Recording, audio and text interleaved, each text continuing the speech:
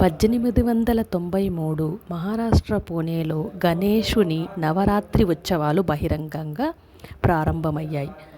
అప్పట్లో మన freedom fighter అయినటువంటి లోకమాన్య బాలగంగాధర్ తిలక్ గారు జాతీయ గుర్తింపు ఇవ్వడంలో మెయిన్ రోల్ పోషించారు.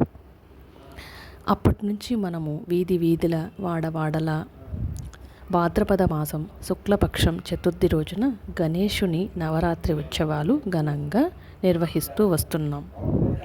ఇప్పుడు మనం ఒక శ్లోకం తాత్పర్యం తెలుసుకుందాం. ఓం ఏకదంతాయ విద్మహే వక్రతుండాయ ధీమహి తన్నో దంతి ప్రచోదయాత్.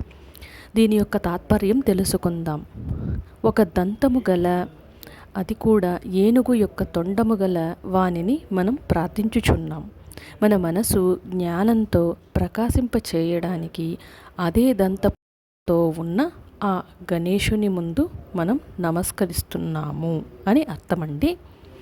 ఇప్పుడు మామూలుగా మనము గణనాథుని గణపతి బప్పా మోరియా అని పూజించుకుంటూ ఉంటాము.